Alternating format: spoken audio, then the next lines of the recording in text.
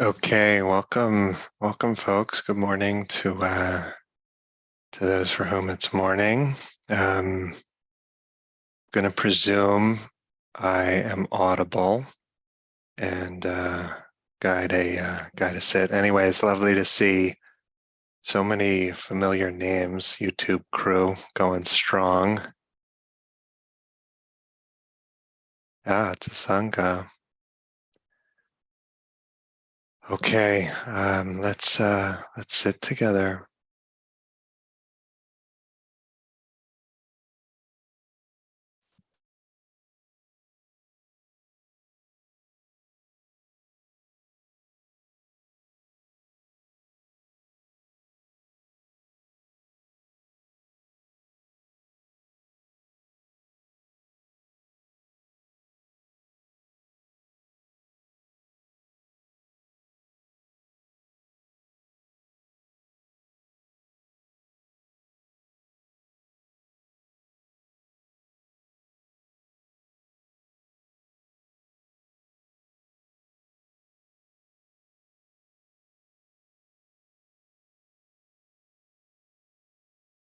And when someone says to you, let's sit together, start meditating, what do you start doing?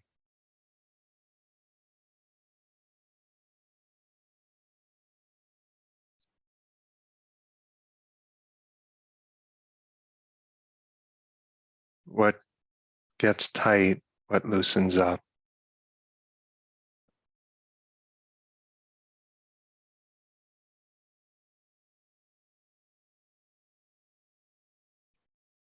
To where do you retreat in the headquarters of your own perspective?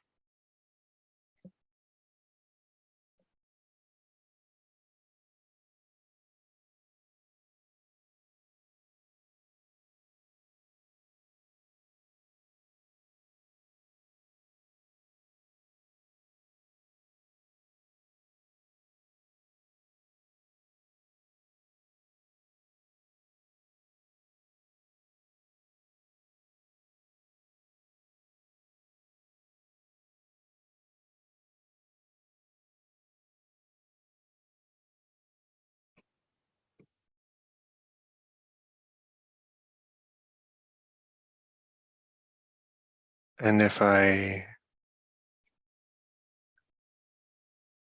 told you to stay just where you are,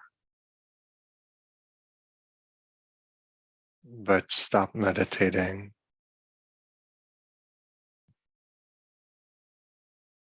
what would you stop doing?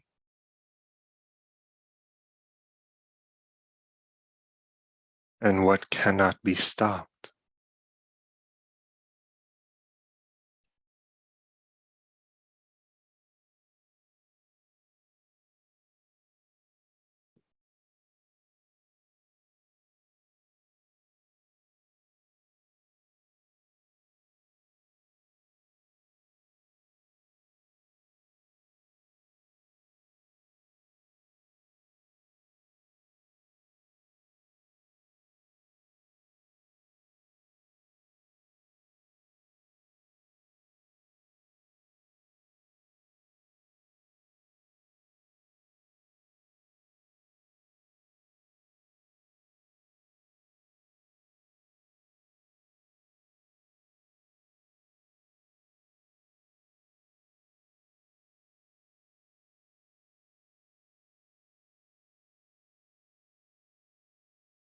I told you to stop being aware, you couldn't do it.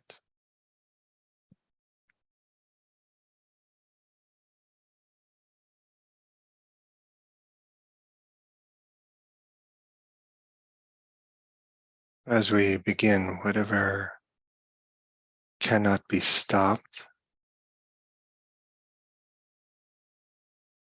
rest there.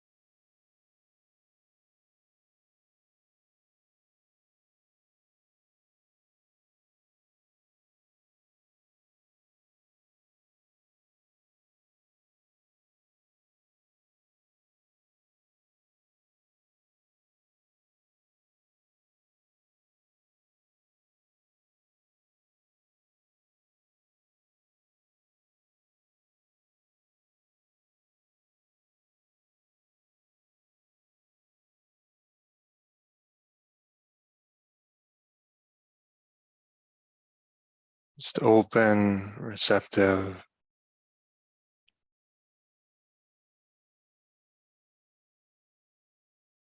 And we don't let the fact that we can direct our attention, direct the attentional spotlight to the breath or to whatever. We don't let the fact that we direct the attentional spotlight distract us completely from the openness of awareness.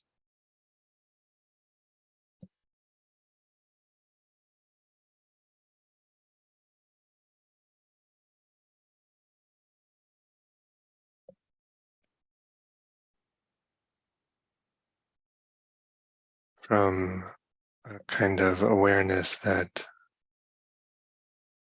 in no way depends on what we call me.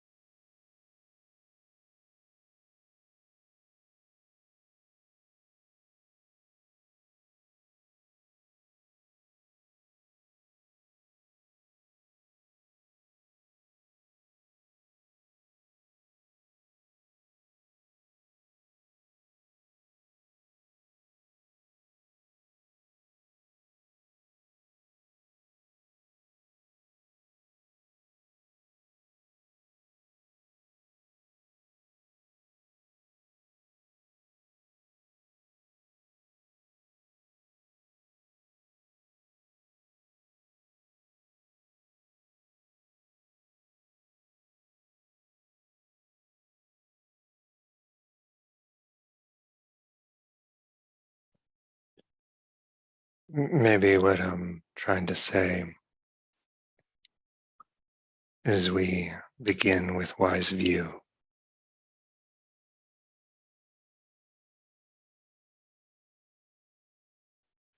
we launch our efforts from wise view.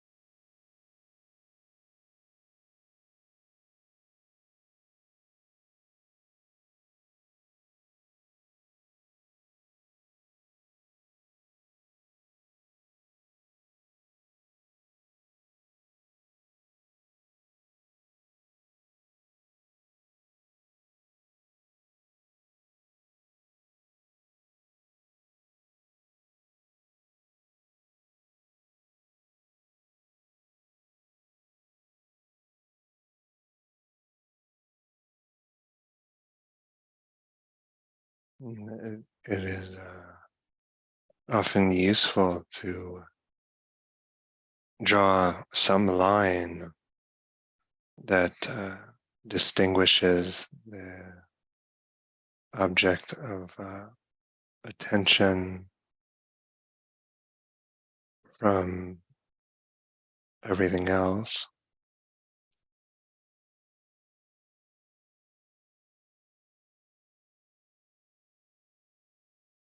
However wide you draw that circle, may be useful to draw it.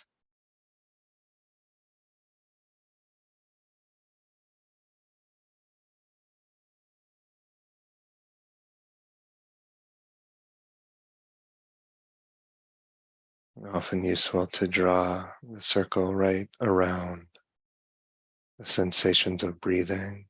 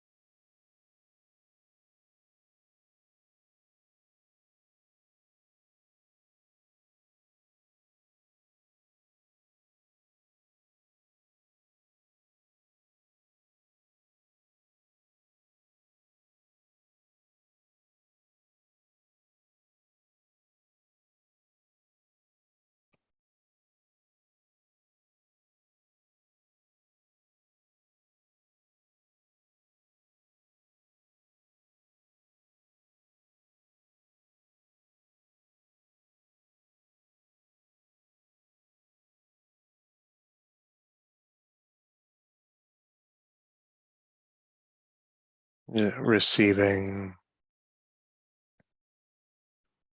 the rhythm of your own breathing.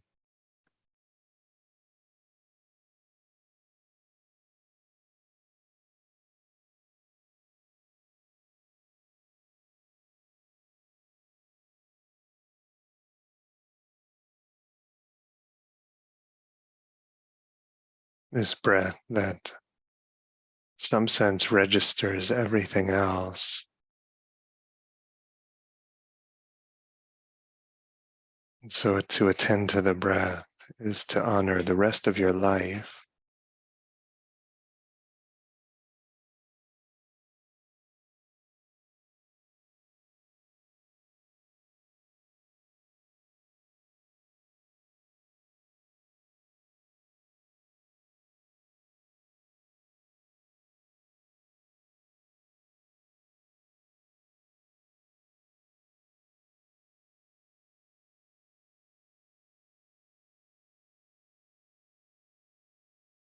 Being nourished by cycles of your own breath.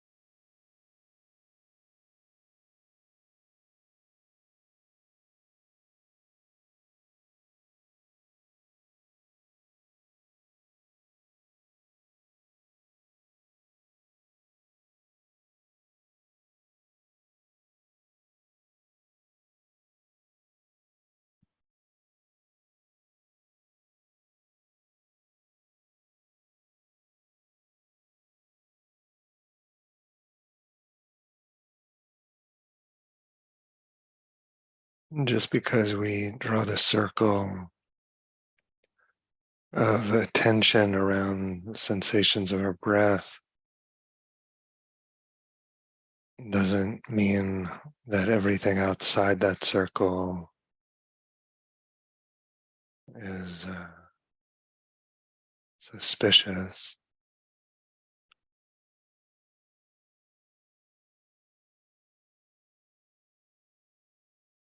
All experience is equally innocent.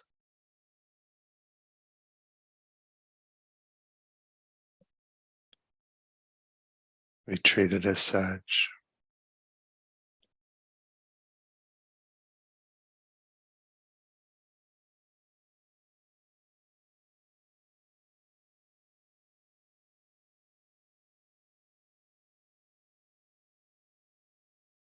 Gently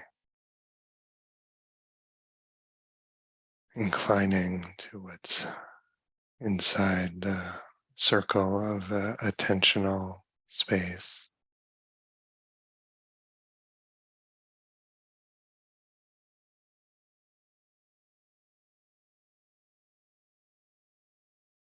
Letting your mind take its cues from the cycles of the breath.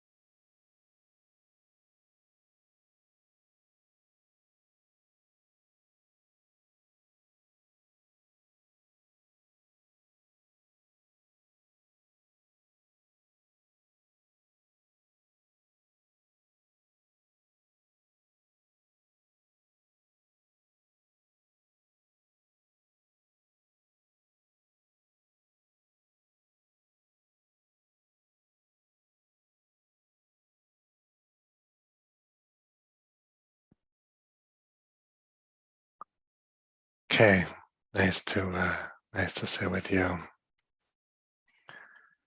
So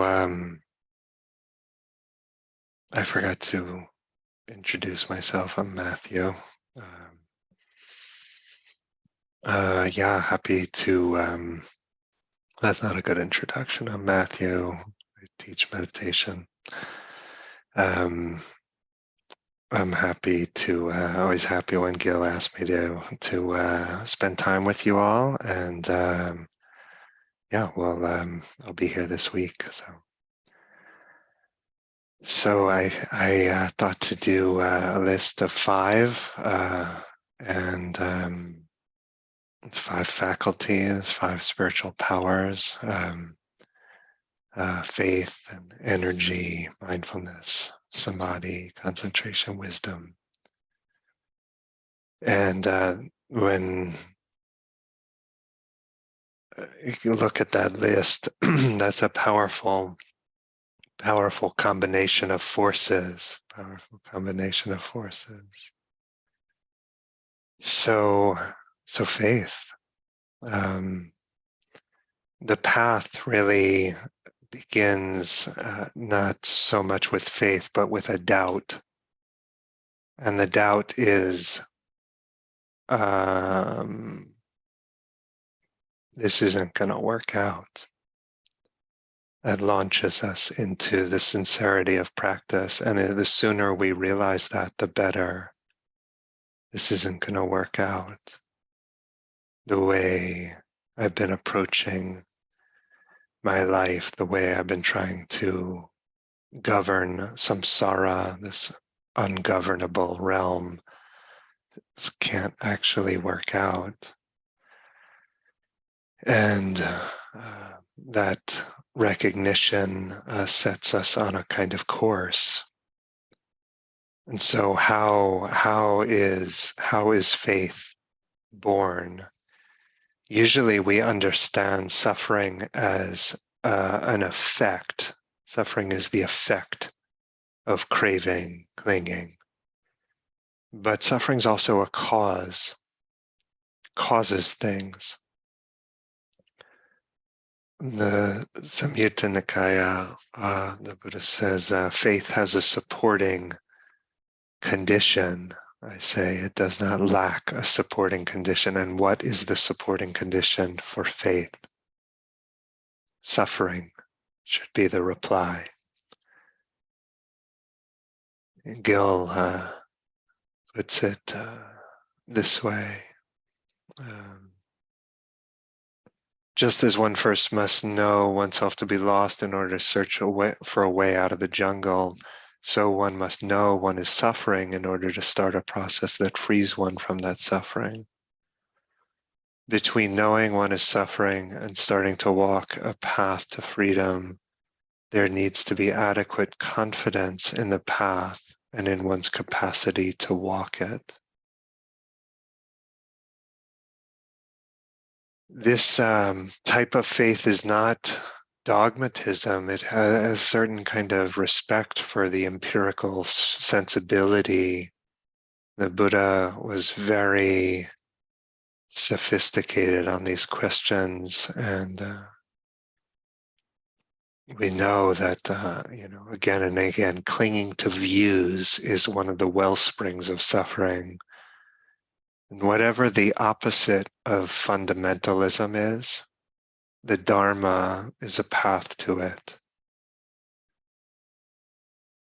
Ajahn Amaro says, belief fills the unknown with certainties. Faith trusts the implications of your experience. Trusting the implications of your experience. I was interviewed a few days ago about Dharma stuff, and the interviewer asked, like, how did you get into practice? How did you become committed to the path? And it struck me that it's a little like asking, why did you fall in love with that person? So when you ask somebody, you ask a couple people, okay, why'd you fall in love? Tend to give very kind of superficial answers, not very believable. They say things like, well, we both like spicy food or something. It's like, okay, that's nice. Yeah, like spicy food too. It's like, I'm not so sure you know why you fell in love with that person. Yeah. And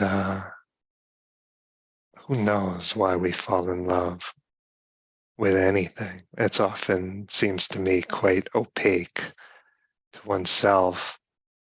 And faith is a kind of form of falling in love. It's not so much a commitment to these propositions, agreeing with these tenets or something. It's like falling in love. And yeah, the heart, in some sense of recognition, the heart returning to its native ground. Emerson said the definition of spiritual should be that which is its own evidence. And teachers try to nudge us in this direction, yeah. But you can't force anyone to fall in love with anything. And you can never really know where love is going to go, but you know that you have to see it through. No, just as one doesn't fall in love with a static person, you cannot hold another being still. The sense of the path and the love for it, that evolves too, it changes too. Maggie Nelson says, whenever the lover utters the phrase, I love you, its meaning must be renewed by each use, as the very task of love and of language is to give one and the same phrase inflections which will be forever new. I take refuge in Buddha, Dhamma, Sangha. I love you. These phrases are renewed, new inflections each time. As a teacher, I see people cross a certain threshold where the faith is stabilizes, or it's strong enough that there's no going back. To leave practice would be to abandon one's own heart. And there's a certain kind of security in that, because up until then, there's a certain wobble maybe in the path. And I associate faith with relaxation, with a certain kind of ease. We relax into our faith. And one of its gifts is that we're not, we're not compulsively looking for evidence that we're on the right track. We're not just trying to ping to some metric of our okayness, that this is our path. It's like, no, that's actually settled. Heart has returned to its native ground. And we become naturally just less self-absorbed in faith, in our confidence. It's less about me, more about this path, our kind of humble efforts to walk it. As we develop this this confidence in our practice, confidence in our heart, in a sense, anicca, the changingness of all things, becomes at least a little bit less intimidating. Faith means that however life unfolds, we know our practice will be there, and yeah, we have a certain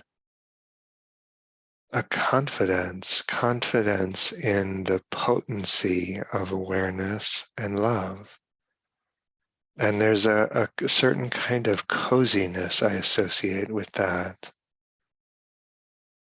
Yeah, it doesn't mean that samsara, the cracks in samsara, have been healed by any stretch. And of course, experience will be difficult times, sometimes overwhelmingly so, maybe.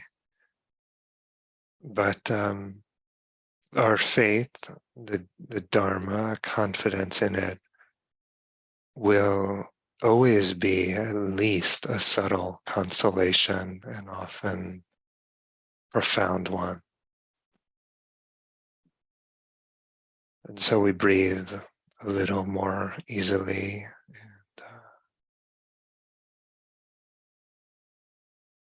rest and keep going. The faith.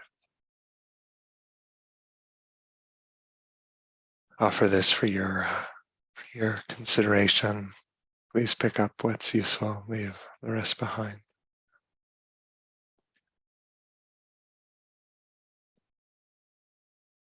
Okay, so thank you all. Let me check the chat here.